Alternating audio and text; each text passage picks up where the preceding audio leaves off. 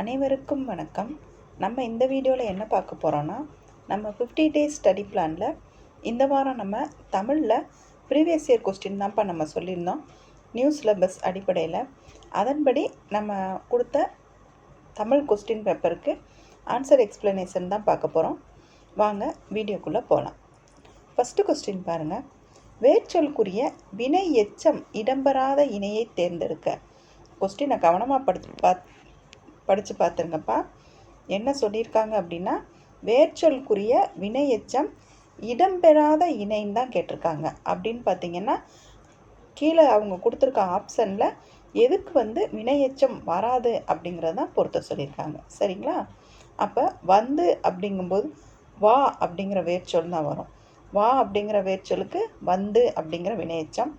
கொள் அப்படிங்கிற வேர்ச்சொலுக்கு கொண்டு. எப்படியும் நமக்கு ஊன்னு வந்துச்சுன்னா அது வினையெச்சம்னு ஞாபகம் வச்சுக்கோங்க. நெக்ஸ்ட்டு பாருங்கள். நில் அப்படிங்கிறதுக்கு நின்று அப்படிங்கிறது தான் வினையெச்சமாக வரும். கான் அப்படிங்கிறதுக்கு கண்ட அப்படிங்கிறது வினையெச்சமாக வராதுப்பா. ஏன்னா கண்ட அப்படிங்கும்போது அது பெயரெச்சமாக வந்துடும். சரிங்களா? அப்போ அப்படி பார்க்கும்போது நமக்கு இந்த பி ஆப்ஷன் தான் ராங்கு. சரிங்களா? நெக்ஸ்ட் கொஸ்டின் பாருங்கள். வேர்ச்சொல்லை தேர்வு செய்யன்னு சொல்லியிருக்காங்க. இதில் பாருங்கள், வாலியர் அப்படிங்கும்போது உங்களுக்கு வேர்ச்சொல் என்ன வரும் அப்படின்னு பார்த்தீங்கன்னா வா அப்படின்னு சொல்லியிருக்காங்கப்பா. இதில் வா அப்படிங்கும்போது வாலியர் அப்படிங்கிறதுக்கு வராது. ஏன்னா வாலியர் அப்படிங்கிறதோட மீனிங் என்னன்னு பார்த்தீங்கன்னா நம்ம அந்த வாழ்த்துதல் அந்த மாதிரி தான் வரும். அப்படி இருக்கும்போது வா அப்படிங்கிறது நம்ம ஒருத்தவங்களை கூப்பிடுறது தானே வா அப்படின்னு சொல்லி, அதனால் அது வராது. இதுக்கு வாழ் அப்படிங்கிறது தான்ப்பா வேர்ச்சொல் வரும். ஏன்னா நமக்கு கட்டளை தொடராக வர்றது தான் வேர்ச்சொல். அப்போ ஒருத்தவங்க நம்ம வாலியர் அப்படின்னு சொல்லிட்டு வாழ்த்துறோம். அப்போ அதுக்கு கட்டளை சொல்ல நம்ம எப்படி சொல்லுவோம்? வாழ் அப்படின்னு தானே சொல்லுவோம். அப்போ இது வாழ் அப்படிங்கிறது தான் கரெக்டான ஆன்சராக வரும். அவங்க என்ன கொஸ்டின் கொடுத்துருக்காங்க, அதுக்கு என்ன வேர்ட்ஸ் போட்டால் அதுக்கு ஆப்டாக கட்டளை தொடரில் வரும் அப்படிங்கிறத கவனமாக எடுக்கணும்ப்பா. ஏன்னா 85 கொஸ்டின் அவங்க இலக்கணத்துக்கு கொடுத்துருக்காங்க அப்படின்னா ரொம்ப ஈஸியாக சின்ன சின்ன ட்விஸ்ட்டு வச்சுருவாங்க. நம்ம கவனமாக அந்த கொஸ்டினை பார்த்து கவனமாக என்ன சென்டென்ஸ் பார்த்தா மட்டும்தான்ப்பா நம்மளால் ஆன்சர் பண்ண முடியும். ரொம்ப ஃபாஸ்ட்டாக ரீட் பண்ணிவிட்டு ஃபாஸ்ட்டாக ஆன்சர் பண்ணோம்னா தப்பாக போகிறதுக்கு சான்சஸ் இருக்குது. அதனால் ரொம்ப கவனமாக பாருங்கள். சரிங்களா? நெக்ஸ்ட் பாருங்கள். ஒரு பொருள் தரும் பல சொற்கள். நெருப்பு அப்படிங்கிறதோட ஒரு பொருள் தரும் பல சொல் என்ன வரும்னு பாருங்கள். தணல், அனல் அப்படின்னு கொடுத்துருக்காங்க. தணல் அப்படின்னு 3 சொல்லி வந்துருச்சுனாலே அந்த இடத்துல குளிர்ச்சின்னு பொருள் வந்துரும்ப்பா. அதனால் இது வராது. வெயில் அப்படிங்கிறது அது நமக்கு சூரியனோட வெப்பத்தை தான் குறிக்குமே தவிர அது நெருப்பை குறிக்காது. அப்போ இந்த ஆப்ஷன் வராது. தண்ணீர், தீ அப்படிங்கும்போது நமக்கு தண்ணீர் அப்படிங்கும்போது நம்ம குடிக்கிற வாட்டர் இருக்குது இல்லைங்களா, அதுதான் தண்ணீர். அது நெருப்புக்கு வராது. தீ அப்படிங்கிறது நெருப்புக்கு வரும். ஒரு பொருள் தரும் பல சொற்கள்னால் ரெண்டுமே அவங்க கொடுத்துருக்க சென்டென்ஸை குறிக்கணும். இதில் தண்ணீர் அதை குறிக்காதனால இந்த ஆப்ஷன் வராது. நெக்ஸ்ட் பாருங்கள். வெயில், குளிர் அப்படின்னு கொடுத்துருக்காங்க. வெயில் அப்படிங்கும்போது நமக்கு சூரியனோட வெப்பம் தான். வெப்பத்துக்கு பேர் தான் வெயில். நெருப்புக்கு பேர் வெயில் வராது. குளிர் அப்படின்னா குளிர்ச்சியை குறிக்கும்.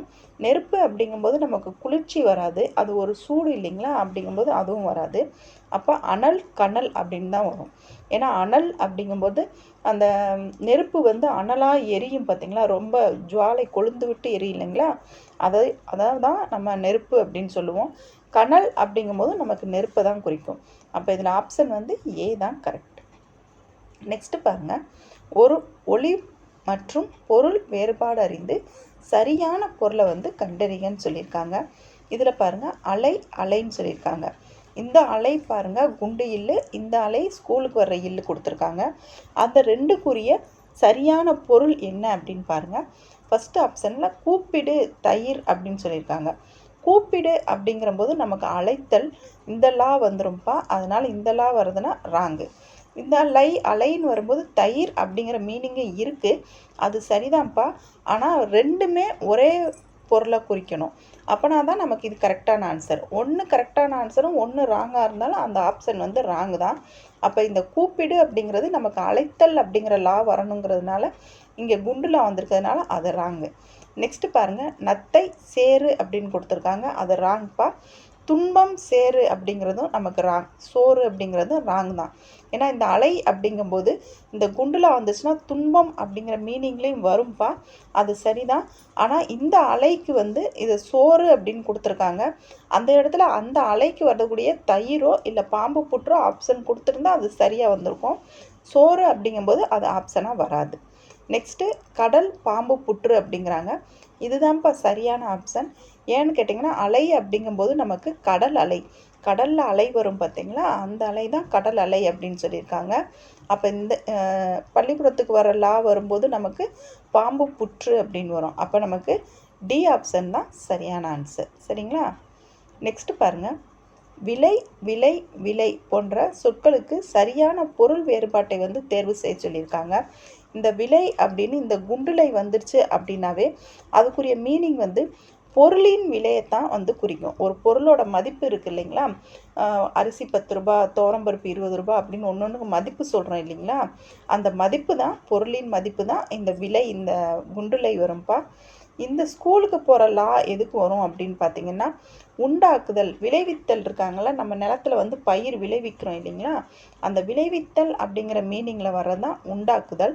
சிறப்பு லா வந்துச்சு, விலை வந்துச்சு அப்படின்னாலே அது நம்ம விரும்புதல், ஒருத்தவங்கள விளைகிறேன் அப்படின்னு சொல்லுவோம்ல, அப்படிங்கும்போது விரும்புகிறேன் அப்படின்னு அர்த்தம். சரிங்களா?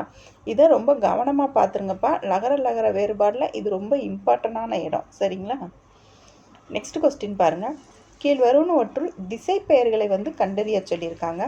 திசை பெயர் அப்படின்னாவே நமக்கு என்ன வரும்னு பார்த்தீங்கன்னா, வடமொழியிலிருந்து அல்லாத சொற்கள் தான் திசை பெயர்கள்.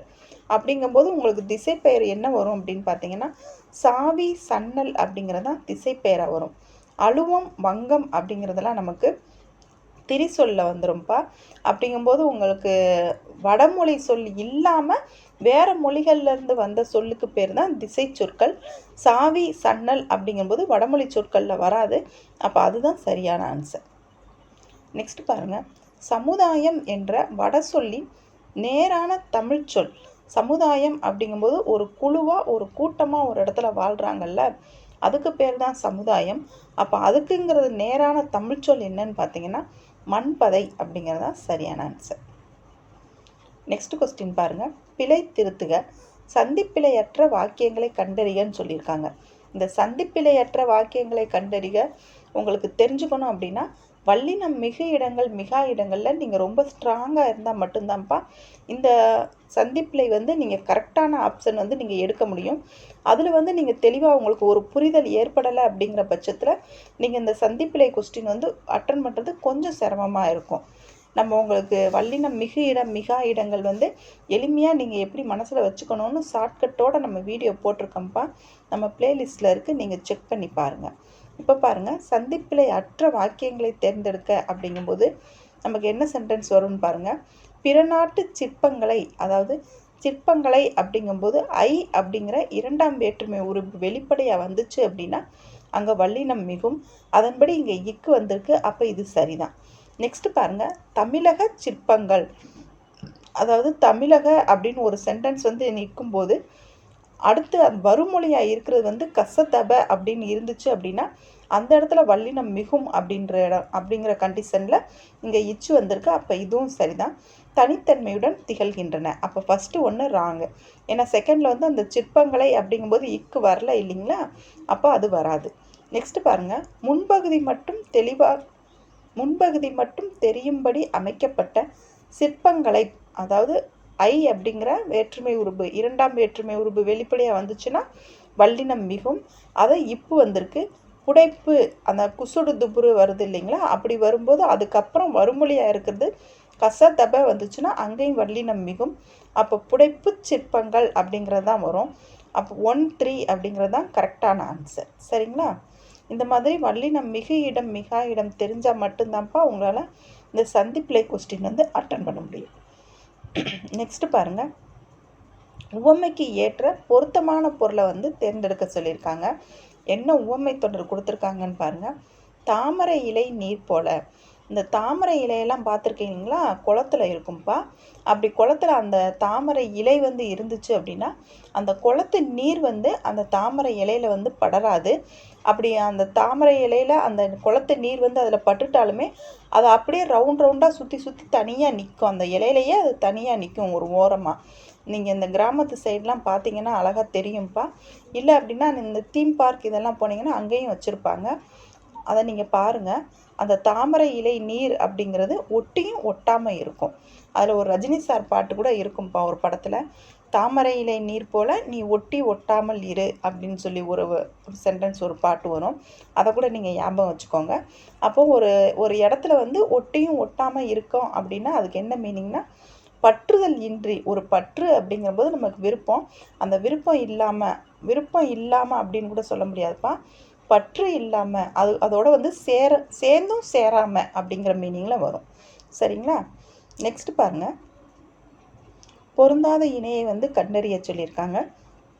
இலக்கண முறைப்படி வேர்ட்ஸ் கொடுத்துருக்காங்கப்பா. அது என்னென்னு பாருங்கள். தாய் தந்தை அப்படிங்கிறது உண்மை தொகைன்னு சொல்லியிருக்காங்க. அது சரிதான்ப்பா. ஏன்னா தாயும் தந்தையும் அப்படிங்கிறது தான் இந்த இடத்துல வந்து மீனிங்காக வரும். அந்த அப்படிங்கிற வேற்றுமை உருபு வந்து மறைஞ்சு வந்திருக்கிறதுனால இது உண்மை தொகை அப்படிங்கிறது சரிதான். நெக்ஸ்ட் பாருங்கள். பனைமரம் அப்படிங்கிறது இரு பெயரொட்டு பண்பு தொகைன்னு சொல்லியிருக்காங்க.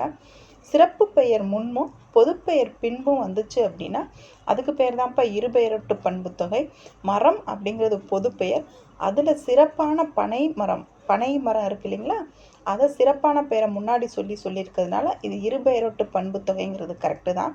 நெக்ஸ்ட் பாருங்கள். வளர்த்தமிழ், இதை வினைத்தொகைன்னு சொல்லியிருக்காங்க. இதுவுமே சரிதான்ப்பா. 3 காலங்களையும் குறிச்சிச்சு அப்படின்னா அது வினைத்தொகையாக தான் வரும். வளர்த்தமிழ் அப்படிங்கும்போது நமக்கு வளரும் தமிழ், வளர்ந்த தமிழ், வளர்த்தமிழ் அப்படிங்கிற 3 காலத்துக்கும் வரதுனால இது வினைத்தொகை சரிதான். அப்போ 3 வேர்ட்ஸ் சரிதான். இந்த பொற்றடி வந்தால் அப்படிங்கிறது உவமை தொகைன்னு சொல்லியிருக்காங்க. அது ராங்குப்பா. ஏன்னா பொன்னால் உடைய வளையலை அணிந்தவள் வந்தாள் அப்படிங்கிறது தான் மீனிங்கு. இது அன்மொழி தொகையில் வரும். அப்போ பி தான் ராங்கான ஆன்சர். அவங்க ராங் கேட்டிருக்கிறதுனால அதுதான் சரியான ஆன்சர். நெக்ஸ்ட் பாருங்கள். சொல்லுக்குரிய பொருளை அறிக. இது வந்து சொல்லும் பொருளும் நமக்கு புக் பேக்கில் கொடுத்துருப்பாங்கல்ல, அதை பேஸ் பண்ணி தான்ப்பா கேட்டிருக்காங்க. பொம்மல் அப்படின்னா அதுக்கு சோறு அப்படிங்கிறதான் மீனிங். இந்த சொல்லும் பொருளும் படித்தா தான் அட்டன் பண்ண முடியும். நெக்ஸ்ட் பாருங்கள். பொருந்தாத சொல்லை கண்டறிதல். குளிர்காலத்தை பெரும்பொழுதாக கொண்ட நிலங்கள் அப்படின்னு சொல்லியிருக்காங்க. இதில் நீங்கள் இந்த குளிர்காலத்தை பெரும்பொழுதாக கொண்ட நிலங்கள்னு பார்த்தீங்கன்னா நமக்கு வந்து மருதம் நெய்தல் ரெண்டுக்குமே வந்து 6 பெரும்பொழுதுகளும் வந்து அதோட அந்த நிலங்களோட பொழுதுகளாக வரும். அப்படின்றக்கப்ப நீங்கள் கொடுத்துருக்க ஆப்ஷனில் மருதம் நெய்தல் ரெண்டையுமே எலிமினேட் பண்ணிட்டீங்கன்னா எது ஆப்ஷனோ அதுதான் ஆன்சர். ஏன்னா அவங்க பொருந்தாதது தான் கேட்டிருக்காங்க. நமக்கு மருதம் நெய்தல் ரெண்டுக்குமே வந்து 6 பெரும்பொழுதுகளுமே வந்துடும். அப்போ நமக்கு பொருந்தாதது கேட்டிருக்கிறதுனால மருதம் நெய்தலை எலிமினேட் பண்ணிடணும். ப்ளஸ் நமக்கு குறிஞ்சிக்கு வந்து குளிர்காலம் தான் பெரும்பொழுதாக இருக்கும். அப்போ அதையுமே எலிமினேட் பண்ணிடுங்க.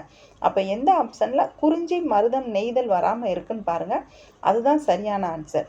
டி ஆப்ஷன் பாருங்கள். முல்லை பாலை, அதுதான் நமக்கு இங்கே சரியான ஆன்சர். சரிங்களா? என்ன சொல்கிறோம் அப்படிங்கிறது புரியுதாப்பா உங்களுக்கு? இப்படி தான் ஆப்ஷன்லேருந்து நீங்கள் ஆன்சர் எடுக்க பார்க்கணும். அதுதான் உங்களுக்கு ஷார்ட் டைமாகவும் ஆன்சர் போட்டு அடுத்த கொஸ்டின் போகிறதுக்கு உங்களுக்கு எளிமையாக இருக்கும். நெக்ஸ்ட்டு பாருங்கள். வினைப்பொருள்களின் பொருள் வேறுபாடு. அகைன் விலைன்னு கொடுத்துருக்காங்க. இந்த விலைங்கிறது ரிப்பீட்டடாக ஆகிக்கிட்டே இருக்குப்பா. ஏன்னா இது புக்கில் வந்து கொடுத்துருக்காங்க விலைன்னு. இதை நீங்கள் கவனமாக ஞாபகம் வச்சுக்கோங்க.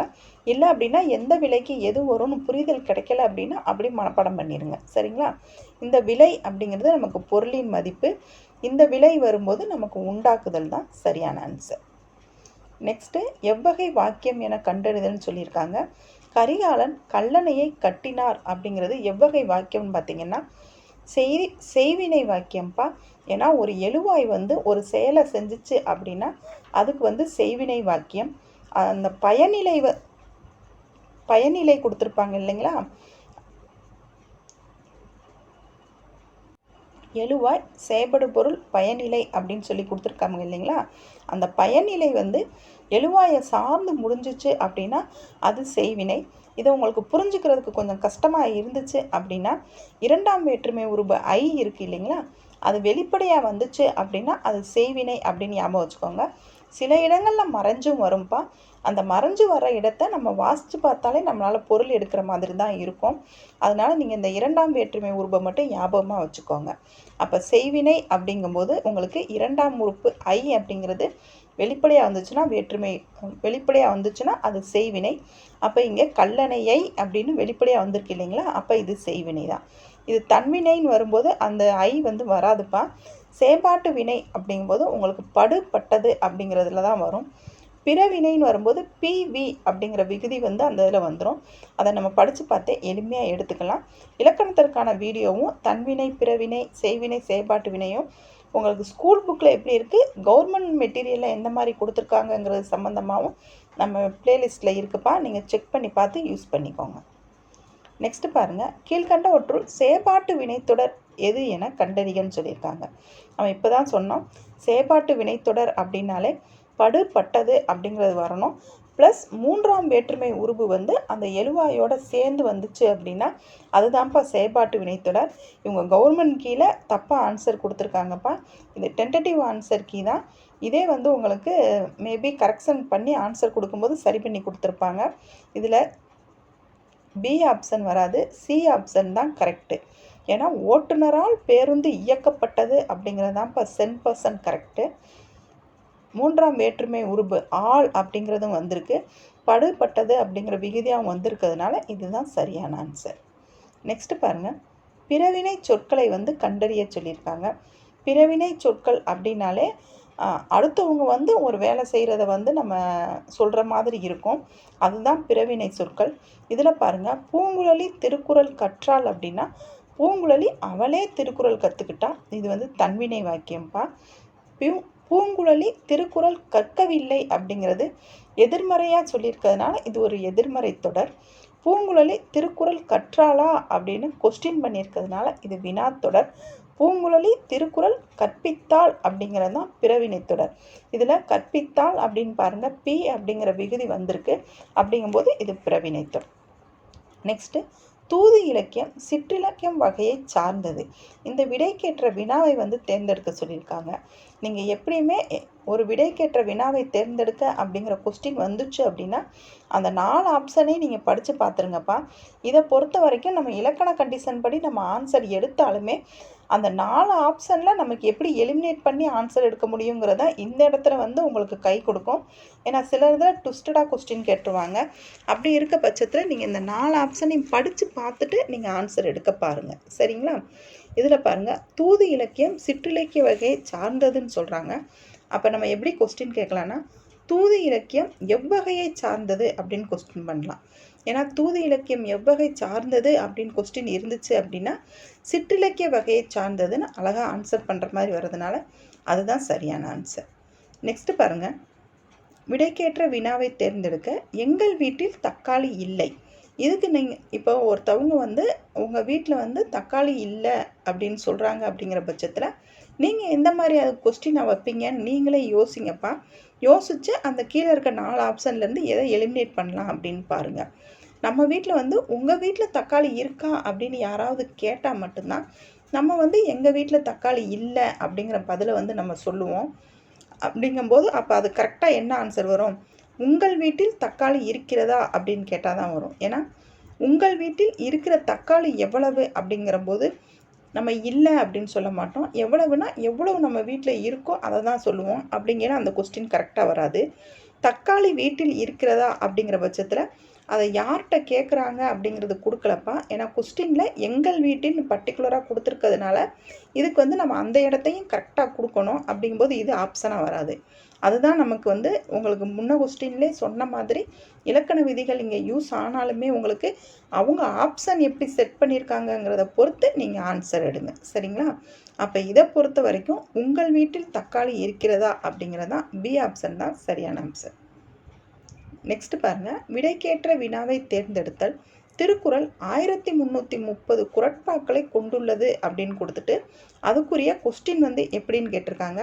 இப்போ 1 2 3 அந்த நம்பர்ஸ் இருக்குது இல்லைங்களா, அப்படி நம்பர்ஸ் வந்தாவே அந்த இதுக்கு நம்ம கொஸ்டின் எப்படி மேக் பண்ணணும்னு பார்த்தீங்கன்னா எத்தனை அப்படிங்கிறது தான் அந்த இடத்துல கொஸ்டினாக வரணும்.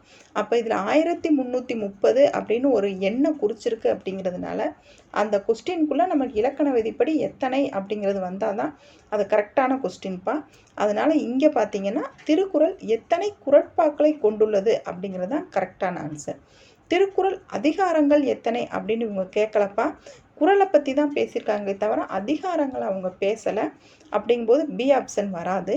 திருக்குறள் எதற்கான குறள்களை கொண்டுள்ளது, அவங்க கொஸ்டினில் என்ன பேசியிருக்காங்கன்னா குறள் எத்தனைங்கிறது மட்டும்தான் சொல்லியிருக்காங்களே தவிர அது எதற்காக அப்படின்லாம் சொல்லலை. அப்போ இந்த ஆன்சர் வராது. திருக்குறளை இயற்றியவர் யார் அப்படின்னு நமக்கு கொடுக்கல. திருவள்ளுவரை பற்றி அவங்க பேசவே இல்லை. அவங்க என்ன கொஸ்டின் கேட்டிருக்காங்க அதுக்கு நம்ம என்ன பதில் சூஸ் பண்ணணும் அப்படிங்கிறத பொறுத்து தான் நம்ம கொஸ்டின் வந்து மேக் பண்ணணும். ஓகேங்களா? நெக்ஸ்ட் பாருங்கள், அகர வரிசைப்படி சொற்களை சீர் செய்க. இந்த அகர வரிசை வந்துட்டாலே உங்களுக்கு முதல்ல ஆ டு அவ் வரைக்கும் உயிரெழுத்துக்கள் இருக்கு இல்லைங்கப்பா, அதை பார்த்துருங்க. அதுக்கப்புறம் உயிர்மை எழுத்துக்கள் இக்கு இங்கு, அதுக்கப்புறம் காங்காச்சா. இந்த வரிசை வடிவம் கரெக்டாக அட்டன் பண்ணாங்களாவே அதுதான்ப்பா அகர வரிசை. அதை நீங்கள் கவனமாக பார்க்கணும். ஏன்னா உள்ளே வந்து உங்களுக்கு மாற்றி மாற்றி கொடுத்துருவாங்க. இதில் பாருங்கள் கா வரிசை தான் வரணும். அப்போம்போது நம்ம கிளி அப்படிங்கிறது வரும். அதுக்கப்புறம் என்ன வரும், காக்கு அப்புறம் ங்கா, அப்புறம் சா, காங்கா சா, ஞா, டா, நா, தா, நா, பா, இந்த மாதிரி வரும் இல்லைங்களா காங்காச்சா வரிசை. அப்போ காக்கப்புறம் நமக்கு அடுத்து இவங்க கொடுத்துருக்க லைனில் என்ன வருதுன்னு பார்த்தீங்கன்னா தா வரிசை தான் வரணும். அந்த தா வரிசையிலே அவங்க எப்படி கொடுத்துருக்காங்கன்னு பாருங்கப்பா. தேனியும் கொடுத்துருக்காங்க, தையலும் கொடுத்துருக்காங்க. அப்போ இதில் போய் நம்ம அந்த காங்காச்சா வரிசையில் அந்த தா வரிசையில் எது வரும் அப்படின்னு பார்க்கணும். அப்படி பார்க்குறதுல தேனி அப்படின்னு தான் வரும். ஏன்னா தே அப்படிங்கும்போது அது ஏ வரிசை, தை அப்படிங்கும்போது அது ஐ வரிசை, ஏக்கு அப்புறம் தானே ஐ வரும். அப்படிங்கிற பட்சத்தில் தேனி, தையல், மனிதன் அப்படிங்கிறது தான் இங்கே சரியான ஆன்சர். அகர வரிசைப்படி ரொம்ப கவனமாக ஆன்சர் பண்ணணும்ப்பா. ஒரு 3 வார்த்தையுமே கரெக்டாக வச்சுட்டு ஒரு வார்த்தையை மட்டும் லாஸ்ட்டில் வச்சு மாற்றி வச்சு நம்மளை கவுத்திடுவாங்க. கவனமாக ஆன்சர் பண்ணணும். நெக்ஸ்ட்டு பாருங்கள், பொறுத்துக. உழைப்புக்கு கொடுப்பதுன்னு பார்த்தீங்கன்னா கூலி, உரிமைக்கு கொடுப்பது குறள், கவலைக்கு கொடுப்பது விடை, பசித்தவனுக்கு கொடுப்பதுன்னு பார்த்தீங்கன்னா உணவு. அப்போ 3142 தான் சரியான ஆன்சர். நெக்ஸ்ட்டு பாருங்கள், சொற்களை வந்து ஒழுங்குபடுத்த சொல்லியிருக்காங்க. முறையாக பண்டமாற்று வணிகம் தொடங்கியது அப்படின்னு சொல்லியிருக்காங்க. இந்த சொற்களை நம்ம எப்படி கரெக்டாக சென்டென்ஸ் மேக் பண்ணணும்னு பார்த்தீங்கன்னா வணிகம் பண்டமாற்று முறையாக தொடங்கியது. அதாவது ஏன் எதற்கு அப்படின்னு வந்துச்சு அப்படின்னா அது வந்து உங்களுக்கு எழுவாயா வரும்ப்பா. அதுதான் முதல்ல வரணும். இதில் நீங்கள் கொஸ்டின் கேளுங்களேன். 4 ஆப்ஷனையும் படித்து நீங்கள் கொஸ்டின் கேட்டிங்க அப்படின்னா எதுக்கு வந்து கரெக்டாக ஆன்சராக வருதோ அதை ஃபஸ்ட்டு வச்சுருங்கப்பா. வச்சுட்டு அடுத்து நீங்கள் ஆன்சர் எடுத்தீங்க அப்படின்னா உங்களுக்கு கரெக்டாக இது அமையும். அப்போ இந்த இடத்துல உங்களுக்கு எது சரியாக வரும்னு பார்த்தீங்கன்னா வணிகம் பண்டமாற்று முறையாக தொடங்கியது அப்படிங்கிறது தான் கரெக்டான ஆன்சர். நெக்ஸ்ட்டு சொற்களை ஒழுங்குபடுத்துக பாருங்கள். செயற்கை நுண்ணறிவு காலத்தில் இருக்கிறோம் இப்போது நாம் அப்படின்னு சொல்லியிருக்காங்க. இதுக்கு நம்ம எப்படி கரெக்டாக எடுக்கணும்னு பார்த்தீங்கன்னா நாம் இப்போது, அதாவது யார் செயற்கை நுண்ணறிவு காலத்தில் இருக்காங்க, நாம் தானே இருக்கோம். அப்போ நாம் எப்போ இருக்கோம், இப்போது அப்படின்னு தானே வரும். அப்போ நாம் இப்போது செயற்கை நுண்ணறிவு காலத்தில் இருக்கிறோம் அப்படிங்கிறது தான் கரெக்டான ஆன்சர். நெக்ஸ்ட் பாருங்கள், பொருத்தமான காலம் அமைத்தல். சரியான விடையை வந்து தேர்ந்தெடுக்க சொல்லியிருக்காங்க. கீழே கொடுத்துருக்க 4 ஆப்ஷனில் எது பொருத்தமான காலம் அப்படின்னு தான் ஆன்சர் எடுக்க சொல்லியிருக்காங்க. ஃபஸ்ட்டு பாருங்கள், மாலனை கந்தன் வீழ்த்தினான். வீழ்த்தினான் அப்படிங்கும்போது அது இறந்த காலம்ங்கிறது சரிதான்ப்பா. ஏன்னா இறந்த கால இடைநிலை, நிகழ்கால இடைநிலை, எதிர்கால இடைநிலை எழுத்துக்கள்லாம் நீங்கள் ஸ்ட்ராங்காக இருந்தால் தான் இதை வந்து நீங்கள் ஆப்ஷன் எடுக்கிறதுக்கு கரெக்டாக இருக்கும்ப்பா. சில இது நீங்கள் வாசித்து பார்த்தாலே எடுக்கிற மாதிரி இருக்கும். இருந்தாலும் நீங்கள் அந்த எழுத்துக்கள்லாம் தெரிஞ்சுக்கிட்டிங்கன்னா உங்களுக்கு ரொம்ப ஈஸியாக இருக்கும். நெக்ஸ்ட்டு பாருங்கள், மாலனை கந்தன் வீழ்த்துவான். அதாவது வீழ்த்துவான் அப்படின்னா அவங்க எதிர்காலத்தை குறிக்கிறதுங்கிறதுனால இது நிகழ்காலம்ங்கிறது தவறு. மாலனை கந்தன் வீழ்த்துகிறான். வீழ்த்துகிறான்னா அது நடந்துக்கிட்டு இருக்குங்கும்போது அது எதிர்காலம்ங்கிறது தவறு. கந்தனை மாலனை கந்தன் வீழ்த்தி சென்றான். அதாவது வீழ்த்திட்டு வினை நடந்து முடிஞ்சிருச்சு. வீழ்த்தி சென்றான், அவனை வீழ்த்திட்டு அவன் போயிட்டான். அப்போ அது என்னது? இறந்த காலம் இல்லைங்களா? இவங்க நிகழ்காலம்னு கொடுத்துருக்கறதுனால அது ராங்கு. அப்போ இதை சரின்னு பார்த்தீங்கன்னா ஃபஸ்ட் ஒன் மட்டும்தான். நெக்ஸ்ட் பாருங்கள், சொற்களை இணைத்து புதிய சொல்லை உருவாக்குக. ஆடு அப்படின்னு சொல்லியிருக்காங்க. நமக்கு ஆடுக்கு இளமை பெயர்கள் நமக்கு என்ன மாதிரி சொல்லுவோம்னு பார்த்தீங்கன்னா ஆட்டுக்குட்டி அப்படின்னு தான் சொல்லுவோம். அதனால இதுக்கு ஆன்சர் பி தான்ப்பா. கன்று பசு கன்று அப்படின்னு சொல்லுவோம். சிங்க குருளை அப்படின்னு தான் சொல்லுவோம். சரிங்களா? நெக்ஸ்ட் பாருங்கள், சொற்களை இணைத்து புதிய சொற்களை அமைக்க. இதில் 4 சென்டென்ஸ் கொடுத்துட்டு இதில் எதையாவது 2 சென்டென்ஸை சேர்த்து புதிய சொல்லை அமைக்க சொல்லியிருக்காங்க. இதை நம்ம 4 ஆப்ஷனையும் படித்து பார்த்தா தான்ப்பா நம்மளால் ஆன்சர் எடுக்க முடியும். எது கரெக்டாக கொடுத்துருக்காங்க அப்படிங்கிற பட்சத்தில் இப்படி எல்லாத்துக்குமே 4 ஆப்ஷன்லையும் படித்து நம்ம யோசனை பண்ணி ஆன்சர் பண்ணதுனால இந்த வட்டம் நமக்கு தமிழுக்கு டைம் கொஞ்சம் எடுக்க தான்ப்பா ஆகும். அதனால் நீங்கள் ஜிஎஸ்சில் ரொம்ப ஸ்ட்ராங்காக இருந்துருங்க. சரிங்களா? இப்போ இதில் விளையாட்டு, பறவை, பாட்டு, திடல்னு கொடுத்துருக்காங்க. இதில் விளையாட்டு திடல் அப்படிங்கிறது தான் கரெக்டான ஆன்சர். நெக்ஸ்ட் கொஸ்டின், சரியான எழுத்து வழக்கை கண்டறிய சொல்லியிருக்காங்க. தேங்காய் விழுந்து மண்டை உடஞ்சது அப்படின்ட்டுருக்காங்க. நம்ம பேச்சு வழக்கு தான் உடஞ்சது. நம்ம எழுதும்போது உடஞ்சதுன்னு எழுத மாட்டோம், உடைந்தது அப்படின்னு சொல்லி தான் எழுதுவோம். அதுவுமே மண்டை அப்படின்னு நம்ம எழுத மாட்டோம், மண்டை அப்படின்னு சொல்லி தான் நம்ம எழுதுவோம். அப்போ இதில் கரெக்டான ஆப்ஷன் என்னன்னு பார்த்தீங்கன்னா தேங்காய் விழுந்து மண்டை உடைந்தது அப்படிங்கிறது தான் சரியான ஆன்சர். நெக்ஸ்ட் கொஸ்டின் பாருங்கள், பேச்சு தமிழில் அமைந்த தொடரை தேர்ந்தெடுக்க சொல்லியிருக்காங்க. பேச்சு தமிழில் அமைந்த தொடரை தான் தேர்ந்தெடுக்க சொல்லியிருக்காங்க. இதுக்கு தான் கொஸ்டினை கவனமாக படிக்கணும். பேச்சு தொடரா எழுத்து தொடரா அப்படின்னு பார்த்துக்கிட்டு அதுக்கப்புறம் ஆப்ஷனுக்கு வாங்க. சரிங்களா? இதில் அவங்க என்ன சொல்லியிருக்காங்கன்னா அவருக்கு நல்லது கெட்டது நல்லா தெரியும். அந்த நல்லா தெரியும் அப்படிங்கிறது தான் நமக்கு பேச்சு வழக்கு. நம்ம எழுதும்போது நன்றாக தெரியும் அப்படின்னு சொல்லி தான் எழுதுவோம். அப்போ அவங்க கொஸ்டின் படி நமக்கு தான் கரெக்டான ஆன்சர். ஏன்னா புத்தக கண்காட்சி நடைபெறுகிறதுங்கிறது எழுத்து வழக்கு, வறட்சி அனைத்து இடங்களையும் பாதித்துள்ளதுங்கிறது எழுத்து வழக்கு, மயில்கள் விரலியை போல் ஆடுகின்றன அப்படிங்கிறதுமே நமக்கு எழுத்து வழக்கு தான். அவங்க பேச்சு தமிழ் தான் கேட்டிருக்காங்க. அப்போ தான் கரெக்டான ஆன்சர். நெக்ஸ்ட் பாருங்கள், பின்வரும் தொடர்களில் எழுத்து வழக்கு தொடரை கண்டறிக. இப்போ இந்த கொஸ்டினில் எழுத்து வழக்கு தொடர் தான்ப்பா கேட்டிருக்காங்க. அப்போ இதில் நமக்கு என்ன வரும்னு பார்த்தீங்கன்னா காலையில் எழுந்து படித்தால் ஒரு தெளிவு கிடைக்கும், அதுதான் நமக்கு எழுத்து வழக்கு.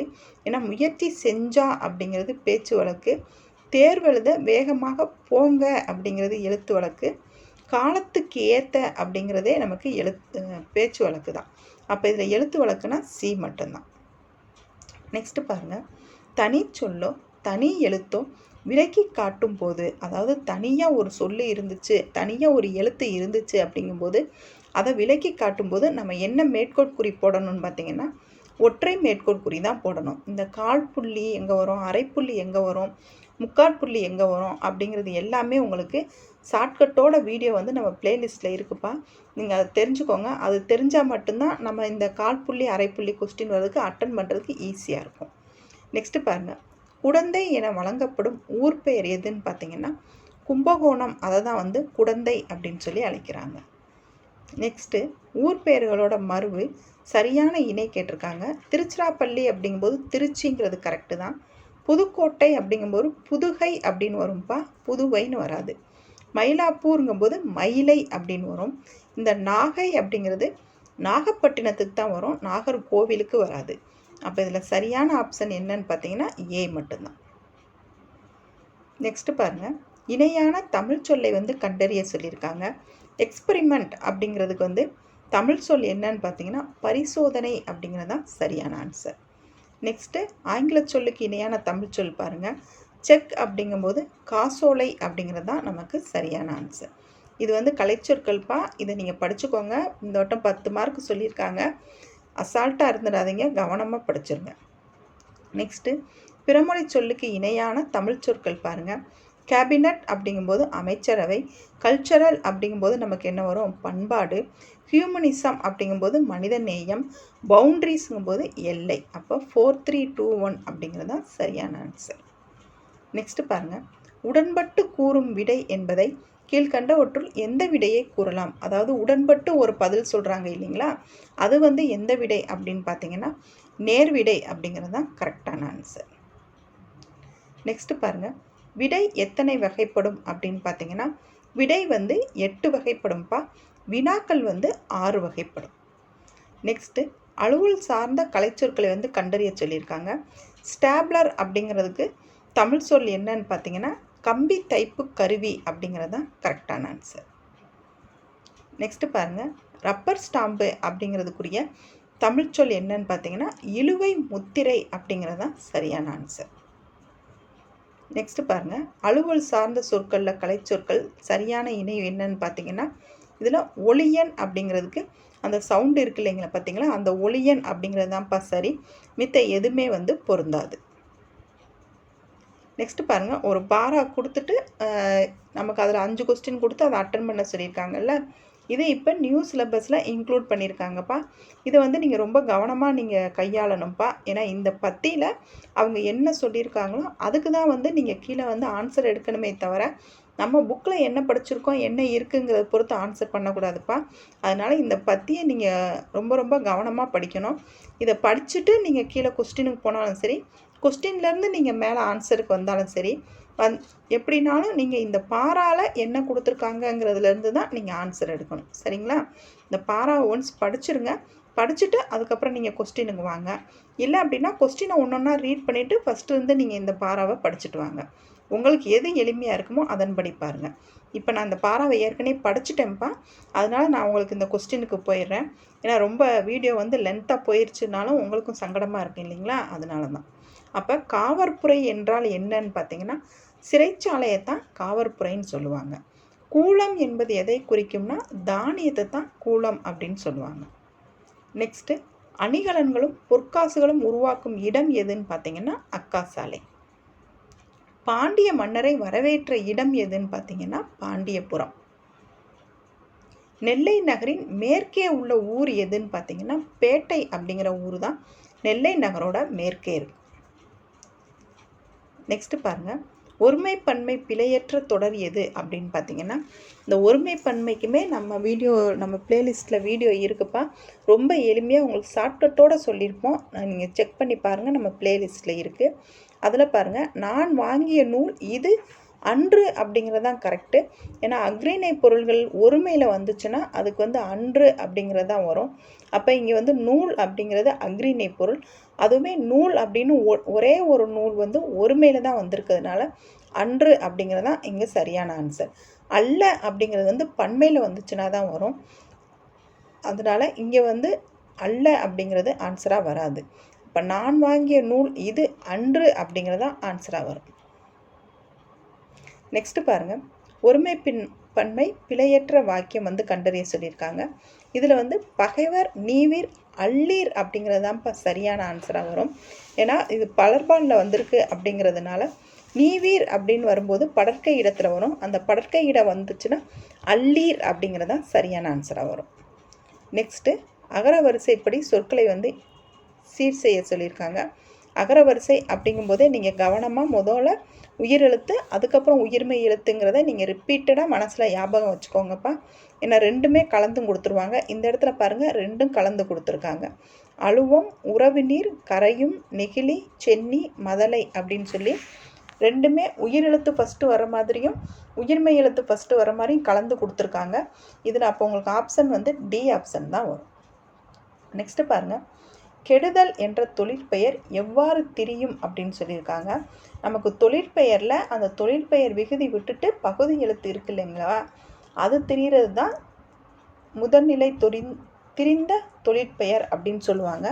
அப்போ இதில் கெடுதல் அப்படிங்கிறபோது அந்த தல் அப்படிங்கிற தொழிற்பெயருக்குரிய விகுதியை விட்டுட்டு பாருங்கள், கெடு அப்படிங்கிறதா வரும். அது எப்படி திரியும்னு பார்த்தீங்கன்னா கெடு கேடு அப்படின்னு சொல்லி தான் தெரியும். அப்போ ஏ தான் கரெக்டான ஆன்சர். நெக்ஸ்ட்டு பாருங்கள், விகுதி பெறாத தொழிற்பெயர் எதுன்னு பார்த்தீங்கன்னா கூத்து அப்படிங்கிறதான் விகுதி பெறாத தொழிற்பெயர்.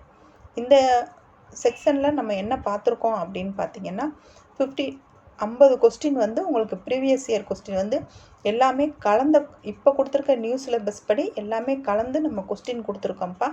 இது உங்களுக்கு ரொம்ப ரொம்ப யூஸ்ஃபுல்லாக இருக்கும். இதை நீங்கள் யூஸ் பண்ணிக்கோங்க.